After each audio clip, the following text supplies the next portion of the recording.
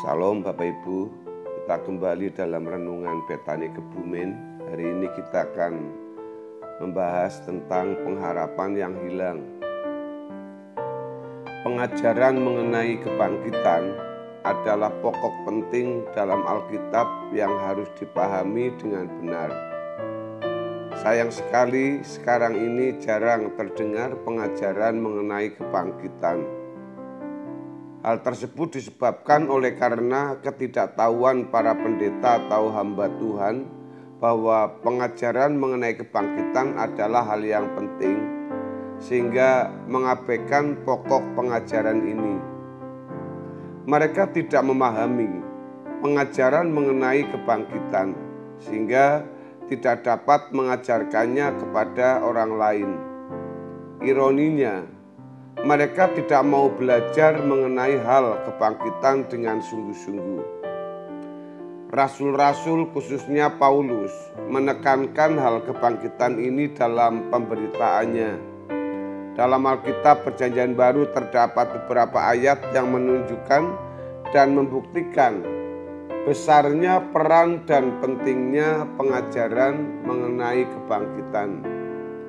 Dalam pemberitaan firman Tuhan atau penginjilan, hal kebangkitan merupakan isi utama dalam pemberitaan Paulus. Misalnya dalam Kisah pasal 4 ayat yang kedua, ayat yang ke-23, ayat yang ke-33, lalu Kisah 17 ayat yang ke-32 dan Ibrani pasal 6 ayat yang kedua.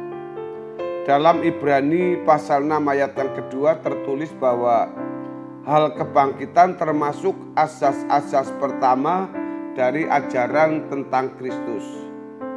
Kebangkitan merupakan landasan atau dasar iman orang percaya, yaitu di dalam 1 Korintus pasal 15 ayat 14 sampai dengan ayat yang ke-15.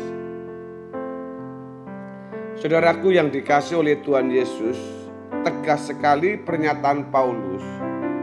Andai kata Kristus tidak dibangkitkan, maka sia-sialah pemberitaan kami dan sia-sialah juga kepercayaan kami. Kebangkitan merupakan dasar pengharapan kehidupan orang percaya. Di dalam Kisah pasal 24 ayat yang ke-15, lalu dalam pasal yang ke-24 masih di ayat yang ke-21, serta Filipi pasal 3 ayat 10 sampai dengan ayat yang ke-11. Dari ayat-ayat yang tertera di sini sangat jelas bahwa demi kebangkitan Paulus menggumuli hidup imannya.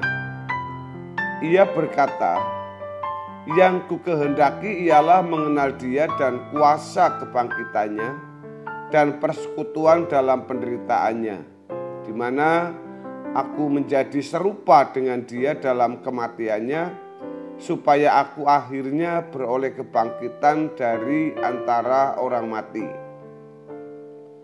Tujuan akhir Paulus yang juga merupakan kerinduannya yang sangat kuat adalah pengharapan memperoleh kebangkitan dari antara orang mati.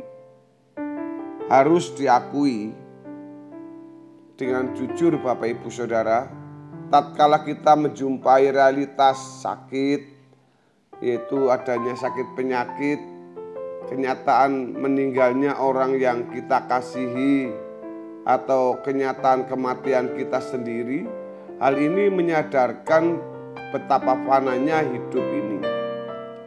Kita hanya menumpang di bumi ini. Untuk ini manusia sungguh-sungguh membutuhkan tubuh kemuliaan. Kebutuhan ini sering tidak disadari, tetapi suatu saat semua orang akan menyadari bahwa inilah kebutuhan terpenting untuk hidup kita manusia, supaya kita sampai kepada kekekalan. Tubuh yang kita miliki hari ini adalah tubuh yang sangat tidak berkualitas jika dibandingkan dengan tubuh kebangkitan yang akan dikaruniakan oleh Tuhan kepada kita di hari nanti, di mana kita akan masuk kepada suatu hari kebangkitan. Paulus menyebut tubuh fana ini sebagai tubuh yang hina. Tubuh kita sekarang ini adalah tubuh fana yang kita kenakan hanya selama kita menumpang di bumi. Alkitab berkata bahwa Tuhan Yesus akan mengubah tubuh kita yang hina ini sehingga serupa dengan tubuhnya yang mulia. Dalam Filipi pasal 3 ayat yang ke-20 dan 21, Paulus mengatakan karena keluargaan kita adalah di dalam sorga, dan di situ juga kita menantikan Tuhan Yesus Kristus sebagai juru selamat. Lalu ayat yang ke-21 yang akan mengubah tubuh kita yang hina ini sehingga serupa dengan tubuhnya yang mulia menurut kuasanya yang dapat menaklukkan segala sesuatu kepada dirinya.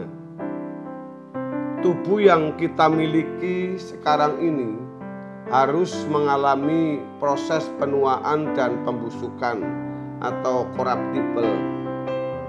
Tubuh dapat sakit, tubuh akan menua dan aus, dan akhirnya tubuh kita ini akan mati. Tubuh dapat sakit, menua dan haus, dan aus, akhirnya akan mati, berbeda dengan tubuh yang tidak binasa. Tubuh fana artinya dapat mati secara mortal, tetapi tubuh kemuliaan tidak dapat mati atau immortal. Saudara-saudara, bisa dimengerti kalau murid-murid dan orang percaya gereja mula-mula tidak takut kehilangan harta, tidak takut kehilangan keluarga, bahkan nyawanya sendiri pun tidak ditakuti, sebab mereka percaya adanya kebangkitan dari antara orang mati. Kematian sama sekali tidak menakutkan bagi gereja Tuhan atau orang percaya pada gereja mula-mula itu. Mereka menaruh pengharapan sepenuhnya kepada kehidupan yang akan datang. Dalam tulisan Rasul Paulus, kita menjumpai bahwa Paulus pun kalau harus memilih hidup atau mati, ia memilih mati untuk bisa bertemu dengan Tuhan. Tetapi kalau dirinya masih hidup, ia harus bekerja memberi buah. Saudara-saudara yang dikasihi oleh Tuhan Yesus, hari ini kita melihat fakta bahwa sejarah tentang pengharapan dari antara orang mati sudah nyaris lenyap dari gereja. Kita lebih banyak mendengar tentang mujizat, kuasa, dan apapun itu yang bisa mendukung kehidupan kita untuk hidup lebih lama lagi, hidup lebih berkecukupan, hidup dalam segala kelimpahan hanya di bumi ini. Tetapi memang itu tidak salah, tapi hal yang paling utama yang harus kita dengarkan atau harus disampaikan oleh kita sebagai hamba-hamba Tuhan, kita harus menyampaikan kabar yang utama dan terutama di dalam kehidupan kita untuk menuju kepada kekekalan. Sehingga dalam iman setiap hari Minggu kita menerima ajaran kebenaran itu. Tetapi kita juga harus menghidupi kebenaran demi kebenaran secara nyata setiap hari dalam kehidupan sebagai orang Kristen. Karena pengakuan iman setiap hari Minggu itu, saya ulangi saudara, setiap hari Minggu kita diajarkan tentang iman, tetapi iman itu harus kita hidupi. Setiap kebenaran yang diberitakan, yang disampaikan harus kita jalani. Bapak Ibu, pengharapan kebangkitan dari antara orang mati, kedatangan Tuhan yang menjemput orang percaya di awan-awan permai, Yerusalem baru, pesta perjamuan anak domba, dan yang sejenisnya nyaris tidak pernah terdengar di gereja. Seolah-olah gereja telah kehilangan pengharapan utama yang seharusnya digemakan secara terus-menerus dan menjadi bagian hidup yang tidak terpisahkan. Oleh sebab itu, kita sebagai orang percaya yang mengenal kebenaran, hendaknya kita berani atau mau mengembalikan berita utama ini supaya bisa dihidupi oleh kita semua.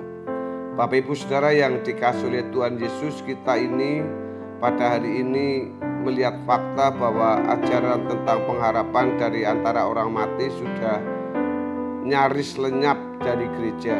Oleh sebab itu kita harus mengembalikan berita utama ini di tengah-tengah jemaat dan dunia.